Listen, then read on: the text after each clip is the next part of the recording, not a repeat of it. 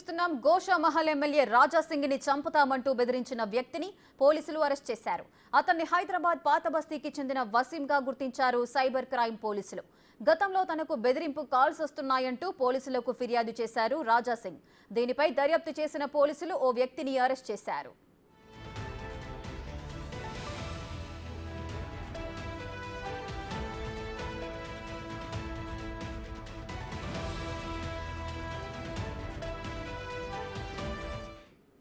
Reddika Goshamahal MLA Raja Singh ని చంపుతామంటూ బెదిరించిన వ్యక్తిని పోలీసులు అరెస్ట్ చేసినట్లుగా తెలుస్తోంది. మరింత సమాచారం మా ప్రతినిధి సురేష్ అందిస్తారు.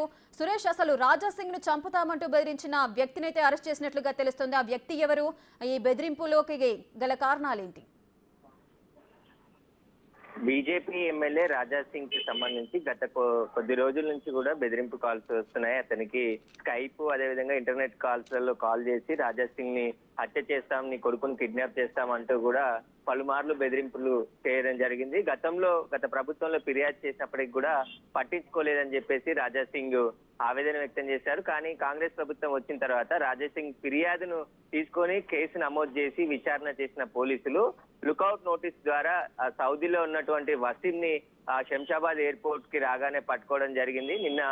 ఈ రోజు అదుపులోకి తీసుకొని కోర్టులో హాజరుపరుస్తున్నారు. అయితే వసీం పాతబస్తీ నివాసం ఉండేవారు, కానీ సౌదీలో జాబ్ చేస్తూ అక్కడే ఉంటూ గత కొద్ది రోజుల నుంచి కూడా రాజా సింగ్ నెంబర్ కి ఫోన్ చేసి బెదిరింపులకు దిగుతూ నిన్ను చంపేస్తానని చెప్పేసి కూడా రాజా సింగ్ కి వీడియో వాయిస్ మెసేజ్ పంపడం, అదేవిధంగా కాల్స్ చేసి బెదిరించడంతో కేసు నమోదు చేసిన పోలీసులు వసీం సౌదీలో ఉండి బెదిరింపు కాల్ చేస్తున్నట్టు గుర్తించడం జరిగింది. అతను ఈ రోజు సౌదీ నుండి హైదరాబాద్ వచ్చిన తరుణంలో ఎన్ఓసి లుకౌట్ నోటీసులు అతని పైన జారీ చేయడంతో పోలీసులకి సమాచారం అందడంతో ఈ రోజు అతన్ని అరెస్ట్ చేసి కోర్టుకు రిమాండ్ కి తరలించడం జరిగింది. ఇతను గత కొద్ది రోజుల నుంచి రాజా సింగ్ నెంబర్ తీసుకొని ఈ బెదిరింపులకు పాల్పడ్డట్టు పోలీసులు గుర్తించడం జరిగింది. అయితే పాత బస్తీలో ఉండే వసీము గత కొద్ది రోజుల నుంచి కూడా సౌదీలోనే ఉంటున్నాడు. అక్కడే జాబ్ చేసుకుంటూ తనను ఎవరు గుర్తుపట్టారని చెప్పేసి ఉద్దేశంతోనే అక్కడి నుంచి కాల్స్ చేసి బెదిరిస్తున్నట్టుగా పోలీసుల దర్యాప్తులో తేలింది. సైబర్ క్రైమ్ పోలీసులు ఈ రోజు అతన్ని అరెస్ట్ చేసి కోర్టులో హాజరుపరిచారు. సురేష్, ఈ బెదిరింపులకు గల కారణాలు ఏమైనా తెలుసాయా? వసీం ఏమైనా చెప్పాడా?